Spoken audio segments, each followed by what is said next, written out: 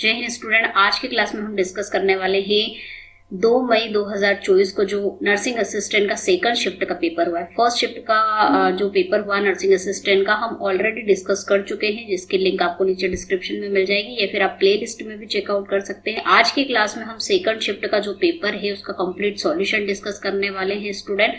चलिए, और साथ में कट ऑफ की भी बात करेंगे। तो सबसे पहले पेपर देख लेते हैं कि क्या क्या क्वेश्चंस यहाँ पर आए थे। बहुत सारे बच्चों ने कहा है कि जो सेकंड शिफ्ट का पेपर है वो टफ था, तो इसमें क्या टफ था क्या नहीं था, क्या कठिन क्वेश्चंस यहाँ पर पूछे गए थे, कौन सा पोर्शन यहाँ पर टफ था वो भी मैं आपको बताऊंगी। तो चलिए, सबसे पहला क्वेश्चन हम देख लेते हैं। जीके का क्वेश्चन यहाँ पर पूछा गया था स्टूडेंट कि जो राष्ट्रीय वन नीति है उसके अनुसार प्रतिशत भाग में वन क्षेत्र होना चाहिए, कितने प्रतिशत भाग में वन होना चाहिए, ये ऐसा क्वेश्चन पूछा गया था स्टूडेंट। तो इसका राइट आंसर क्या होगा? जिन बच्चों ने इसका आंसर लिखा होगा, वैसे वे बहुत टफ क्वेश्चन था जीके का और अच्छे लेवल का क्वेश्चन था। आपका जीके का portion as compared to first shift थोड़ा सा टफ था। चलिए, तो इसका आंसर क्या होगा स्टूडेंट? इसका आंसर है आपका 33% मैदान और 67% पहाड़ों के लिए। तो जिन बच्चों ने इस पर टिक किया होगा उनका आंसर बिल्कुल करेक्ट है, तो आप चेक कर सकते हैं। चलिए, नेक्स्ट क्वेश्चन डिस्कस कर लेते हैं। लोहड़ी। लोहड़ी जो त्योहार है मनाया जाता है, सभी को पता है, पंजाब में मनाया जाने वाला फेमस फेस्टिवल है ये। तो इसको बहुत ज्यादा डीप में उन्होंने पूछ लिया क्वेश्चन को कि किस देवता की यहाँ पर पूजा की जाती है, which god is worship on Lohri. तो स्टूडेंट यहाँ पर जो बच्चों ने मेरे साथ ऑप्शन शेयर किए हैं उन्होंने शिव, दुर्गा और विष्णु, 3 ऑप्शन ही उन्हें याद थे। लेकिन अगर ऑप्शन में आपको दिया होगा लास्ट जो ऑप्शन है वो अगर सूर्य देवता होगा तो बिल्कुल करेक्ट होगा, या फिर अग्नि देवता। अग्नि देवता और सूर्य देवता, god of fire, god of sun की यहाँ पर इस टाइम पर लोहड़ी के टाइम पर पूजा की जाती है। आप अपने ऑप्शन यहाँ पर देख सकते हैं। अगर सूर्य देव दिया हो, अग्नि देव दिया हो आपका लास्ट ऑप्शन, तो आपका बिल्कुल करेक्ट होगा। चलिए, और कुछ ऑप्शन हो सकता है तो आप मुझे बता सकते हैं कमेंट सेक्शन में। अगर आपको कुछ क्वेश्चन गलत लगता है, कुछ ऑप्शन ऐसे लगते हैं कि ये नहीं ये थे, तो आप कमेंट सेक्शन में बिल्कुल लिख सकते हैं। नेक्स्ट है, शिकागो धर्म सम्मेलन में भारत की ओर से भाषण किसने दिया था? तो ये क्वेश्चन कॉमन क्वेश्चन है, सभी को पता होगा कि शिकागो के जो धर्म सम्मेलन में एकमात्र जो हमारे भारत के व्यक्ति थे स्वामी विवेकानंद, उन्होंने ही भाषण दिए थे। तो राइट आंसर क्या होगा इसका? स्वामी विवेकानंद। ये कोई टफ क्वेश्चन नहीं था। आगे बढ़ते हैं नेक्स्ट क्वेश्चन की तरफ। ये क्वेश्चन थोड़ा अच्छा लेवल का पूछा गया था कि 2000 के बाद किस उम्र के व्यक्ति को साक्षर कहा जाता है? 2011 की जो जनगणना हुई थी उसके अनुसार कौन से ऐसे पर्सन है कि एज के पर्सन है जिन्हें लिटरेट कहा जाता है? तो स्टूडेंट, जो व्यक्ति 7 वर्ष का है, जो लिख बोल सकता है, उसे क्या कहा जाता है? साक्षर कहा जाता है, लिटरेट कहा जाता है। तो राइट आंसर जिन बच्चों ने 7 ईयर पर टिक किया होगा बिल्कुल करेक्ट है। चलिए, आगे क्वेश्चन पूछा गया था डिस्कवरी ऑफ इंडिया। इस पुस्तक के लेखक कौन है? तो जो मैंने बुक्स और राइटर करवाए थे उसमें डिस्कवरी ऑफ इंडिया भी करवाया था। कौन थे? पंडित जवाहरलाल नेहरू। जिन बच्चों ने आंसर टिक किया उनका बिल्कुल करेक्ट हुआ है। आगे बढ़ते हैं। मध्य प्रदेश के 19वें मुख्यमंत्री कौन बने? तो यहाँ पर बच्चों ने क्वेश्चन इस तरह से भी शेयर किया है और कुछ बच्चों ने शेयर किया है कि 2023 में मध्य प्रदेश के मुख्यमंत्री कौन बने हैं? Chief minister, 19th chief minister हो या फिर 2023 के चीफ मिनिस्टर हो मध्य प्रदेश के, तो वो कौन बने हैं स्टूडेंट? डॉक्टर मोहन यादव। ठीक है, ये इसका राइट आंसर होगा। और लास्ट में जब एग्जाम स्टार्ट हो गई थी और जीडी के पेपर स्टार्ट हो गए थे, मैंने आपको लिस्ट भेजी थी व्हाट्सएप पर और टेलीग्राम पर, सभी बच्चों को मैंने लिस्ट डिस्ट्रीब्यूट कर दी थी और कहा था कि जो सीएम हैं और जो हमारे कैबिनेट के मंत्री हैं वो जरूर याद करके जाना एक बार एट लास्ट। तो उसमें से देखिए क्वेश्चन आया ही है। नेक्स्ट है, इसमें से कौन सी नदी मरुस्थल में बहती है? Which of this river flow in the desert? तो डेजर्ट रिवर सभी को पता है लूनी नदी है, लेकिन बच्चों ने यहाँ पर शेयर किया है कि ऑप्शन में बोथ भी लिखा हुआ था। तो स्टूडेंट, अगर बोथ यानी कि दोनों वाला ऑप्शन अगर आपके ऑप्शन में था तो सिर्फ इसका आंसर लूनी नहीं हो सकता। मैं आपको जितनी भी डेजर्ट यानी कि मरुस्थल में बहने वाली हमारी भारत की नदियां हैं उनके नाम बता देती हूँ। अगर इनमें से किसी एक का नाम लूनी के साथ था तो समझ लीजिएगा कि आपका राइट आंसर होगा बोथ, और अगर इनमें से एक भी नाम नहीं था ऑप्शन में तो समझ लेना इसका आंसर क्या होगा? लूनी।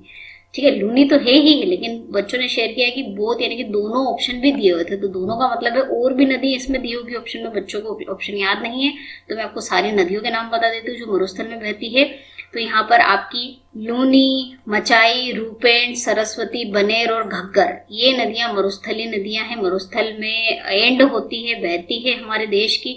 तो अगर लूनी के साथ आपका मचाई, रूपेण, सरस्वती, बनेर या घाघर नदी पेयर में होगा, कोई सी एक नदी और होगी ऑप्शन में, तो समझ लेना कि आपका राइट आंसर क्या होगा, बोथ होगा। और अगर इनमें से एक भी नदी का नाम ऑप्शन में नहीं दिया है तो ये समझ लेना उसका राइट आंसर क्या होगा, लूनी नदी होगा। ठीक है, तो ये आपके ऑप्शन के अकॉर्डिंग आंसर जाएगा। यहाँ पर मैंने लूनी इसलिए लिखा है क्योंकि मुझे ऑप्शन याद नहीं है, बच्चों ने शेयर नहीं किया, उन्हें याद नहीं रहे, तो इसका ऑप्शन बोथ भी हो सकता है।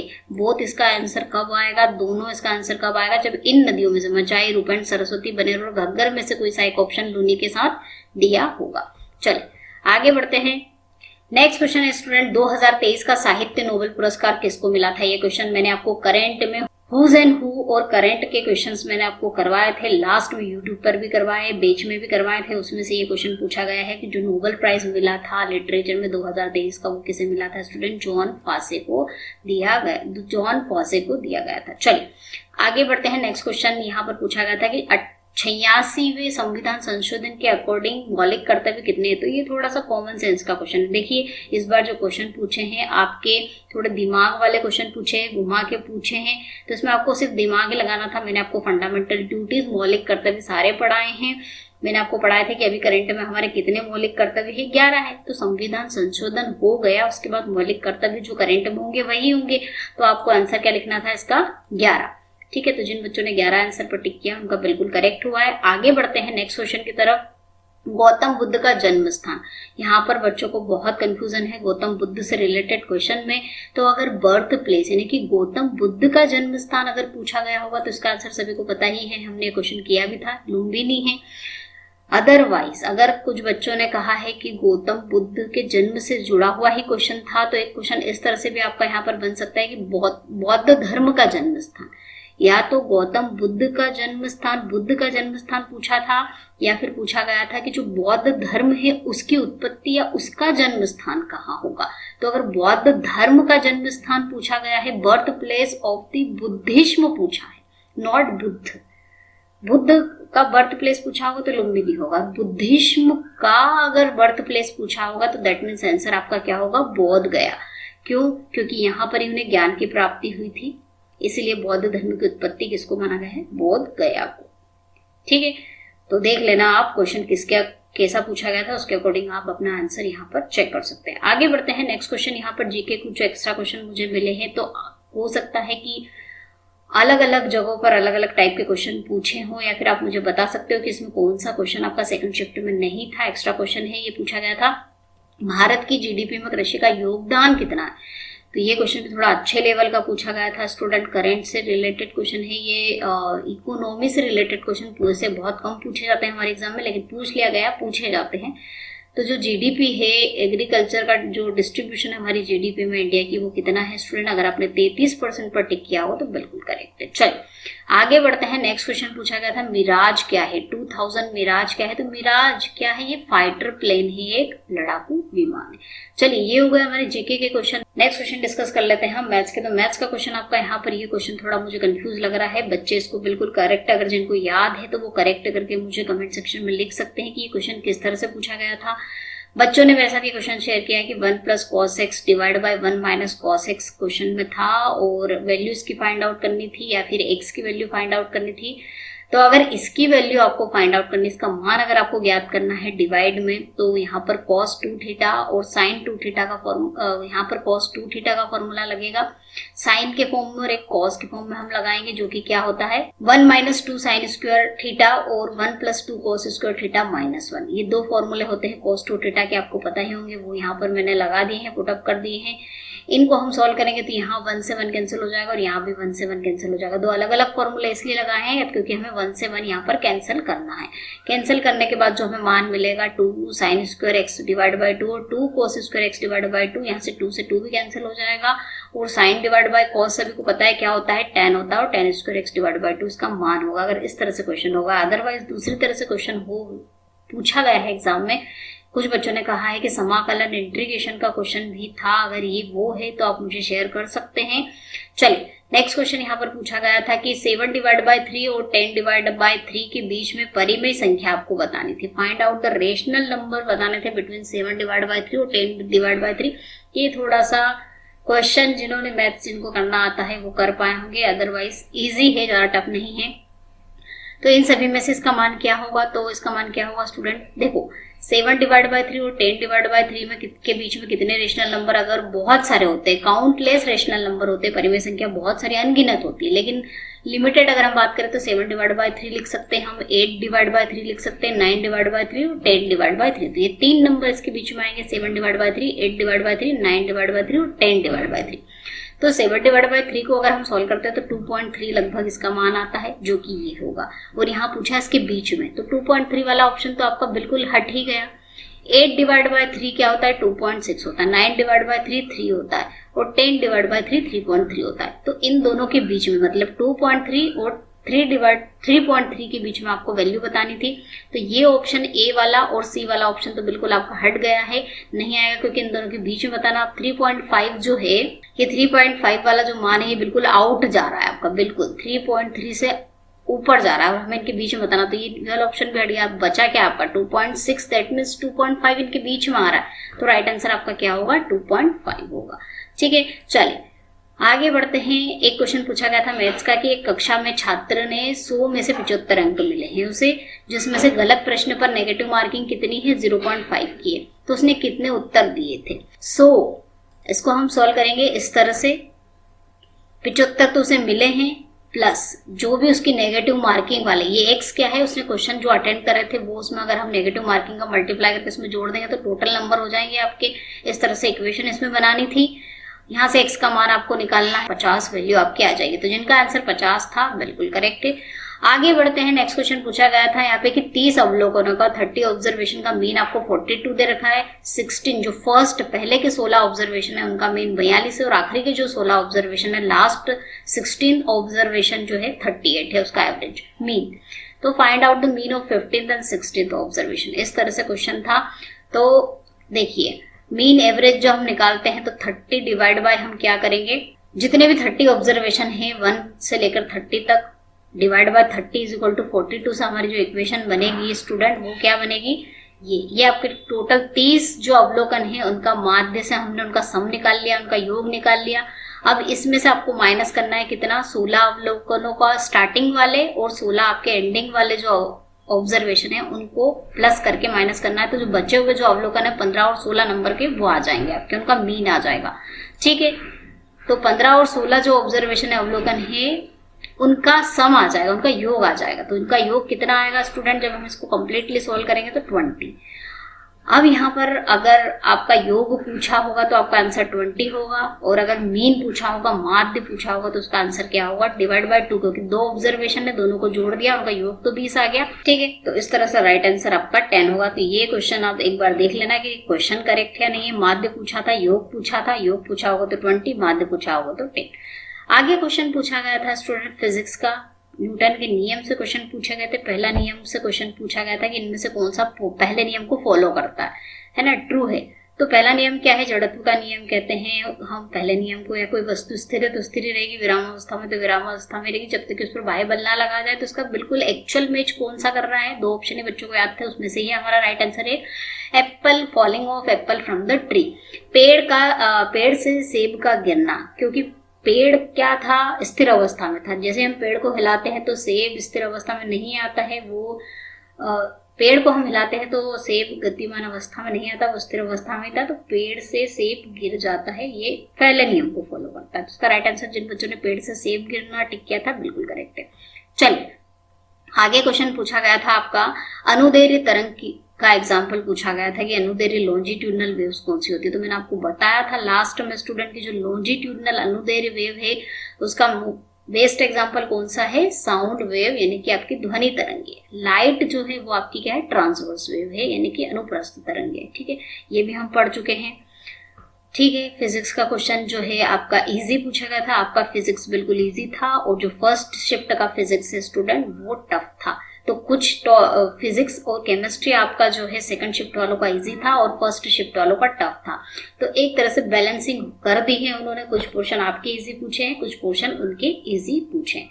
चलिए नेक्स्ट क्वेश्चन फिजिक्स का यहाँ पर पूछा गया था कि चुंबकीय बल रेखाओं से संबंधित गलत कथन क्या है। तो चुंबकीय बल रेखा में कितनी बार सारी मैंने लास्ट में भी आपको रिवीजन करवाया था, फिजिक्स का लिमिटेड क्वेश्चन करवाया, लेकिन उसमें से ही क्वेश्चन बना है कि जो चुंबकीय बल रेखाएं होती हैं उनकी सारी प्रॉपर्टी मैंने आपको बताई थी कि वो कहाँ से कहाँ फॉलो होती है, नॉर्थ से साउथ होती है, साउथ से नॉर्थ तक होती है, उनकी जो मान है चुंबकत्व का मान मध्य में कितना होता है, सिरों पर कितना होता है, ये सब बातें हम कर चुके थे। तो जो मैग्नेटिक लाइन्स है वो कभी भी एक दूसरे को प्रतिच्छेद नहीं करती है, इंटरसेक्ट नहीं करती है, तो ये गलत कथन था उसके बारे में।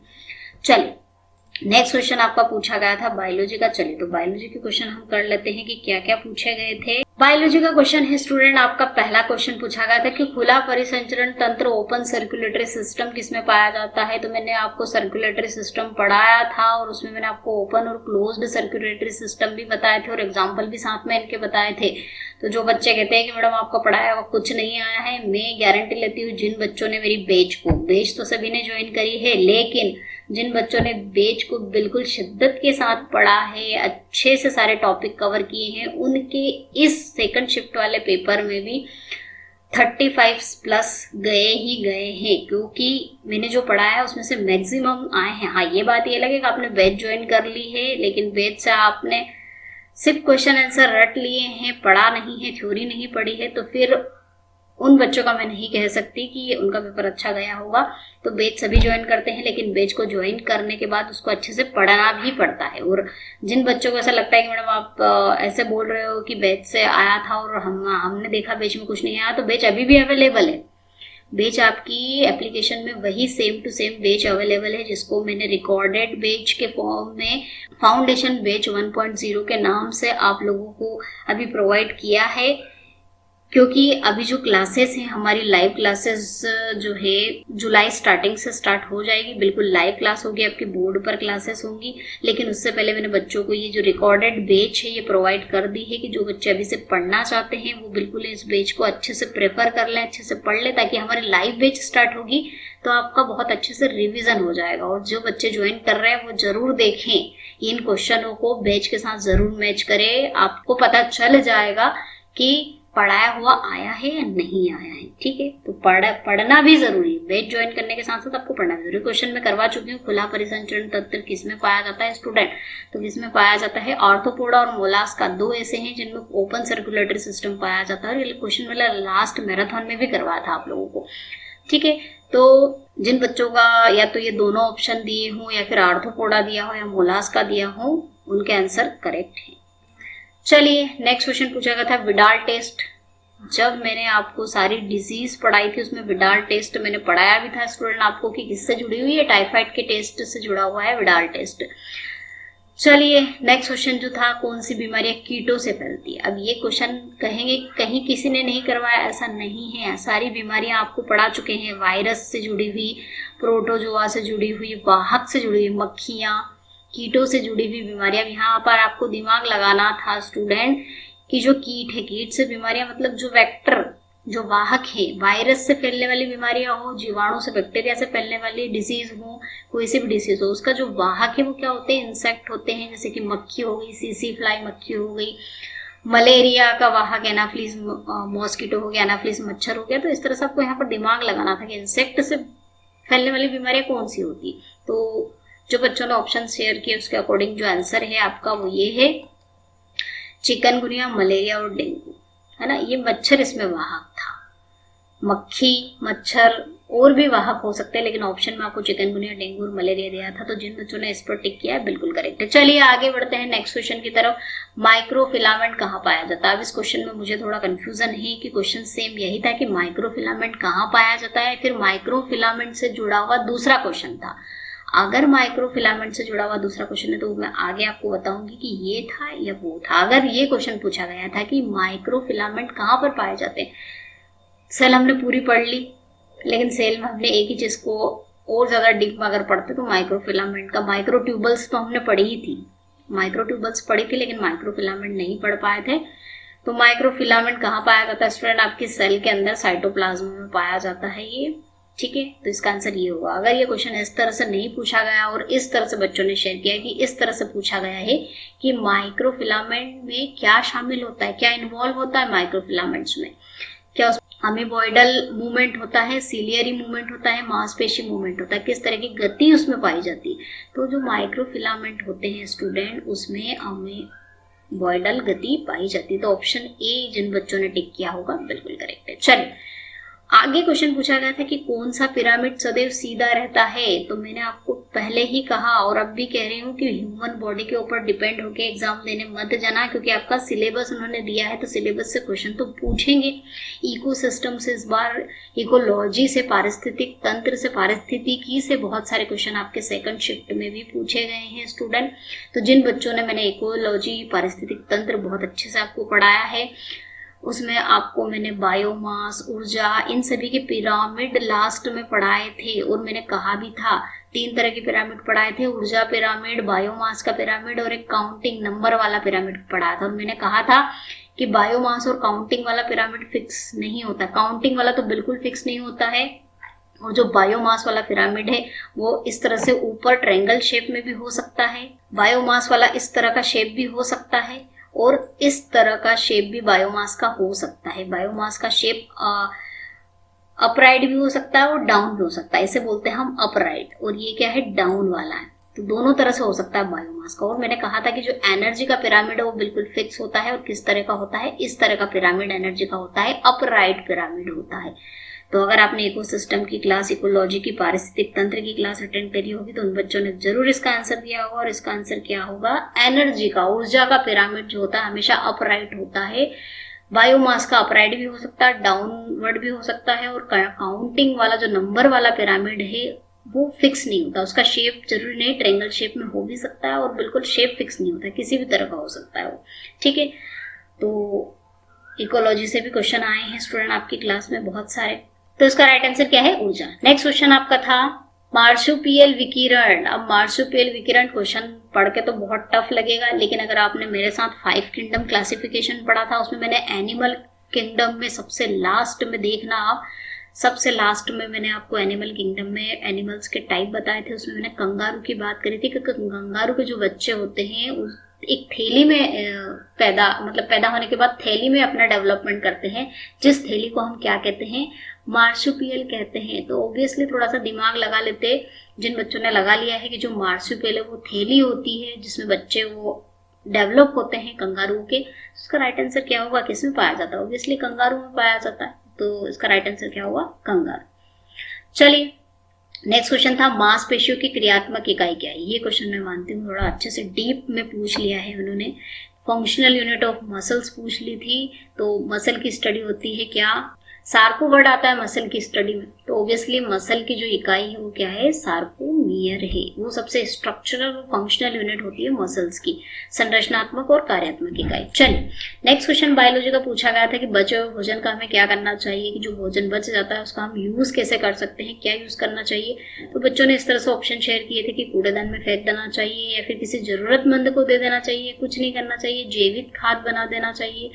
तो अगर हम ऑप्शन देखें तो 2 तरह से इसका राइट आंसर, अगर ऑप्शन इस तरह के थे आपके पेयरिंग में, अगर ऑप्शन थे तो पेयरिंग में है इसके 2 ऑप्शन बिल्कुल करेक्ट जा रहे हैं कि जरूरतमंदों को दे दो, ऑप्शन 2, और जैविक खाद बना लो, ऑप्शन 4। तो राइट आंसर यहाँ क्या होगा आपका, ऑप्शन बी। और अगर इस तरह से ऑप्शन नहीं दिए थे तो इसका बिल्कुल परफेक्ट ऑप्शन आंसर होगा आपका कि किसी जरूरतमंद को दे दो, option 2 is the right answer.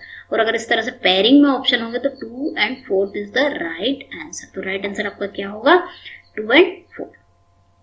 चलिए नेक्स्ट क्वेश्चन है, ये क्वेश्चन पूरी तरह से कंप्लीट नहीं है, लेकिन इस तरह का क्वेश्चन पूछा गया था कि जो जिंक है किस पदार्थ में बराबर होता है। तो बराबर वाले ऑप्शन बच्चे शेयर नहीं कर पाए, एक ही ऑप्शन मुझे पता था, स्पिनेच। अगर ये क्वेश्चन आपको कंप्लीटली याद है तो आप मेरे साथ शेयर कर सकते हो कमेंट सेक्शन में, इस क्वेश्चन को कंप्लीट करके आप बता सकते हो कि क्या ऑप्शन थे, किस तरह से क्वेश्चन था।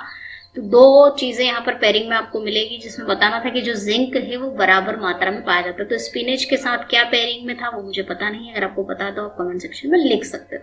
चलिए नेक्स्ट क्वेश्चन था यहाँ पर मछली जैसा सरीसृप। ये क्वेश्चन भी अच्छे लेवल का आपका पूछा गया था कि फिश लाइक रेप्टाइल। अब यहाँ पे कंपैरिजन पूछ गया कि फिश जैसा जो जीव है, मछली जैसा जीव है, सरीसृप है, वो कौन सा है। तो इसका राइट आंसर जिन बच्चों ने लिखा होगा इच्थियोसॉरस बिल्कुल करेक्ट है।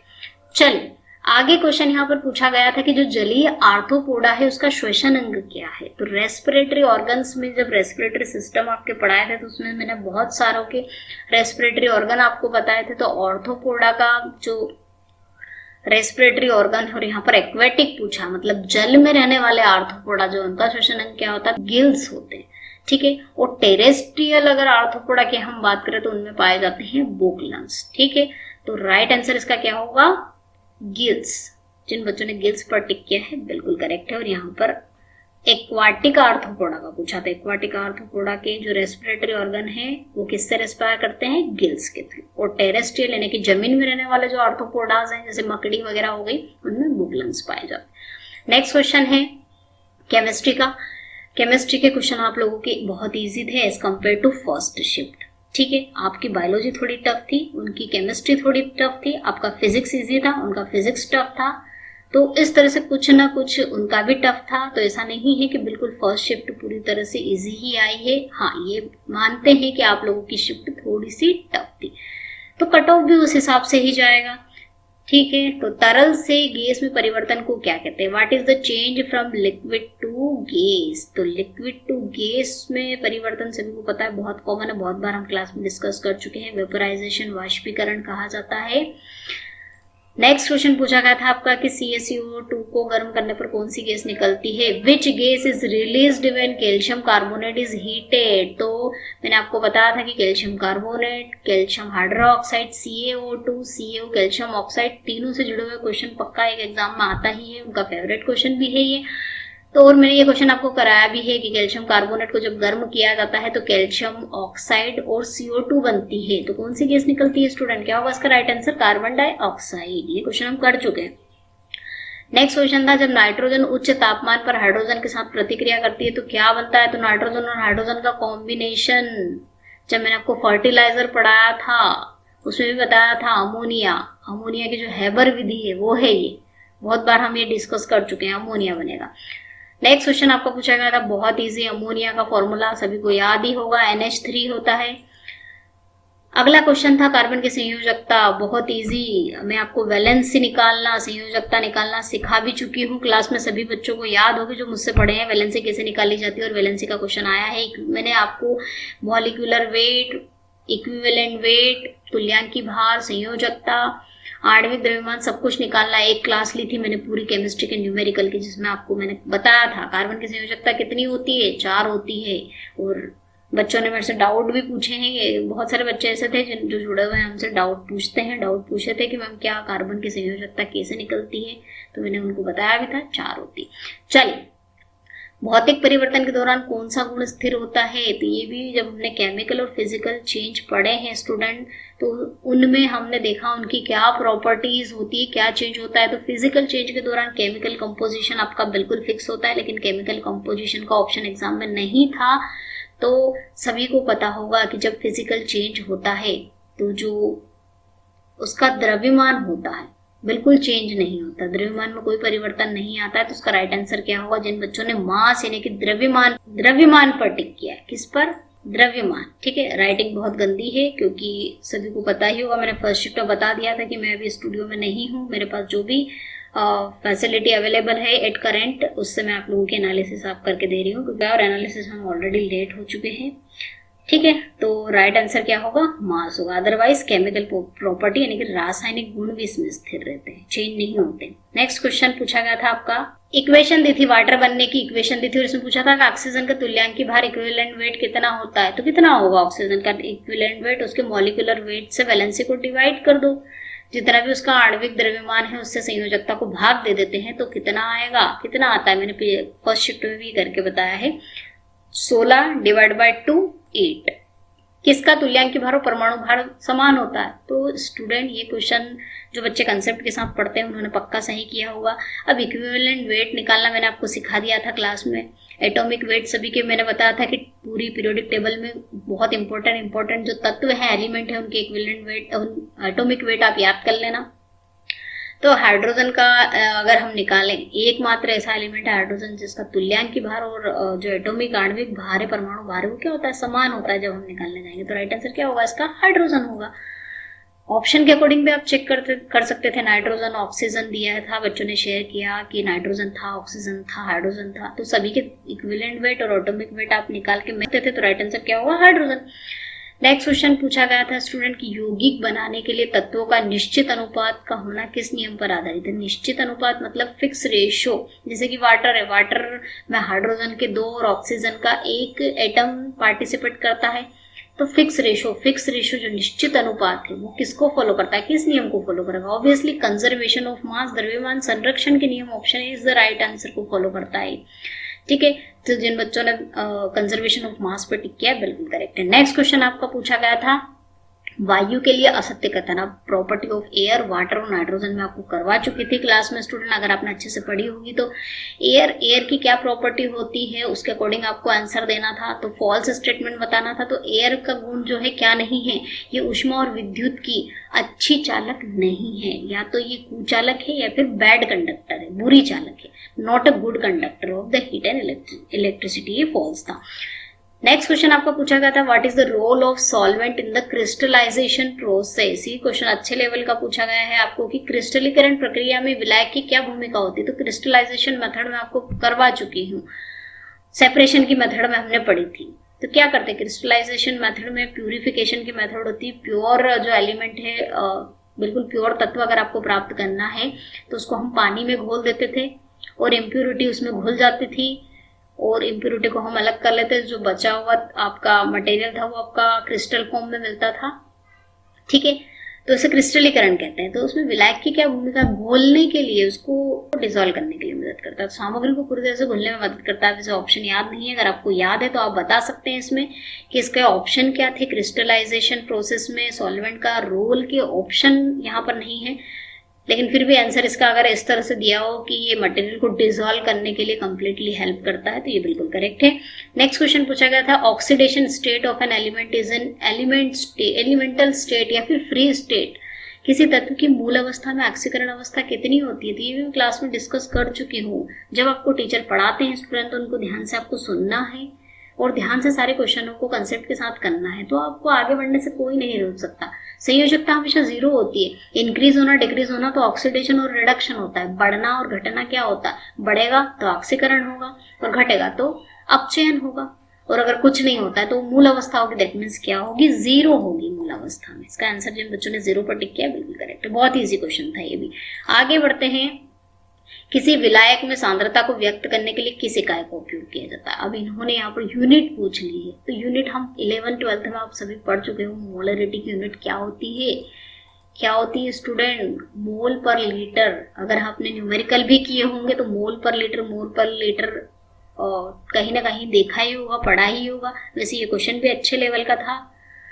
चलिए, तो जिन बच्चों का आंसर मोल पर लीटर आया बिल्कुल करेक्ट है। आगे बढ़ते हैं, नाइट्रोजन का क्या गुण। अब नाइट्रोजन की प्रॉपर्टी से रिलेटेड क्वेश्चन पूछ लिया गया है, तो यहाँ पर ऑप्शन बच्चों ने शेयर नहीं किए हैं, लेकिन मैं आपको नाइट्रोजन की सारी इंपॉर्टेंट प्रॉपर्टी बता देती हूँ। इसमें से कुछ एक ऑप्शन में होगी तो वो उसका राइट आंसर होगा। तो प्रॉपर्टी आप यहाँ पर देख लीजिए, नाइट्रोजन कलरलेस होती है, ऑर्डरलेस होती है, मतलब रंगहीन, गंधहीन और टेस्टलेस, स्वादहीन होती है।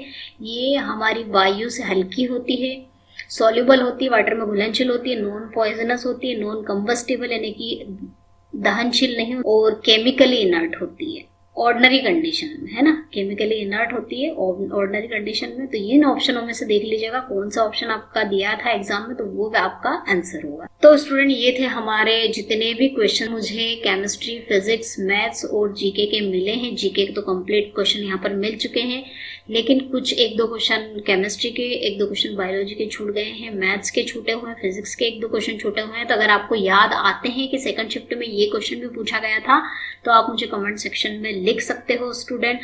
और अगर आप चाहते हो कि नेक्स्ट नर्सिंग असिस्टेंट की जो भर्ती है, क्योंकि स्टूडेंट ये परमानेंट भर्ती है, सभी को पता होगा, सभी 4 साल की हो चुकी है, लेकिन नर्सिंग असिस्टेंट की परमानेंट भर्ती है, तो थोड़ी सी आप मेहनत कर लोगे तो आपकी जिंदगी संवर जाएगी, आपको परमानेंट जॉब मिल जाएगी। तो आप अच्छे से पढ़ना चाहते हैं, कंसेप्ट के साथ डिटेल में पढ़ना चाहते हैं, और आप चाहते हैं कि मुझे पूरा मटेरियल भी मिल जाए, मुझे टेस्ट सीरीज भी मिल जाए, तो आप लोगों को अभी मैंने फाउंडेशन 1.0 बैच लॉन्च कर दी है। आपको बैच अवेलेबल मैंने करवा दी है। जो लास्ट मैंने बैच रिकॉर्डेड बैच आप लोगों को प्रोवाइड करी थी वो आपको फाउंडेशन बैच 1.0 के नाम से मिल जाएगी। नर्सिंग असिस्टेंट की बैच है, उसको आप ज्वाइन करके अभी से अपनी तैयारी को कर सकते हैं। और बाद में जब हम जुलाई के महीने में लाइव बैच स्टार्ट करेंगे स्टूडेंट, तो लाइव बैच में आपको पूरा लाइव में बोर्ड पर पढ़ाऊंगी, तो आपका रिवीजन हो जाएगा। तो आप अभी से ज्वाइन करेंगे तो आपका फायदा है। सिलेबस बहुत सारा है, बिल्कुल अच्छे से डीप में पढ़ेंगे क्योंकि पढ़ना जरूरी है। अभी एग्जाम का पैटर्न भी इस तरह से आ रहा है कि आपको कंसेप्ट के साथ डीप में पढ़ना ही पड़ेगा, अदरवाइज रटने से काम नहीं चलने वाला है, आपका सिलेक्शन नहीं होगा स्टूडेंट। ठीक है, तो एप्लीकेशन पर बैच आपको अवेलेबल करवा दी गई है। नर्सिंग असिस्टेंट फाउंडेशन बैच 1.0 के नाम से आप ज्वाइन कर सकते हैं स्टूडेंट, जो बच्चे ज्वाइन करना चाहते हैं। और उस पेज में आप देख सकते हैं ज्वाइन करके कि मैंने जो पढ़ाया है मैक्सिमम उसी में से आया है, तो आप अपनी तैयारी को बेहतर कर सकते हैं, मेरे साथ जुड़े रह सकते हैं। और जो बच्चे रिजल्ट का पूछ रहे हैं कि मैडम रिजल्ट कब आएगा, तो रिजल्ट आपका ये मई के लास्ट वीक में या फिर जून के फर्स्ट वीक में आ जाएगा। तो टेंशन ना लें और आप अपने आंसर्स जो हैं वो मैच कर सकते हो, टेंशन फ्री रह सकते हैं। अगर आपके 30+ जा रहे हैं स्टूडेंट, तो मैं आपको रिकमेंडेड करूंगी, आपको कहूंगी कि आप अपनी फिजिकल की तैयारी स्टार्ट कर दीजिए। तो कट ऑफ 30 जाने वाला है, 30 और 30+, तो पक्का जाएगा ही जाएगा आप सभी का, दोनों शिफ्ट का मिला के। तो स्टूडेंट फिर मिलते हैं हम नेक्स्ट क्लास में, तब तक के लिए सभी बच्चों को जय हिंद, जय भारत, वंदे मातरम।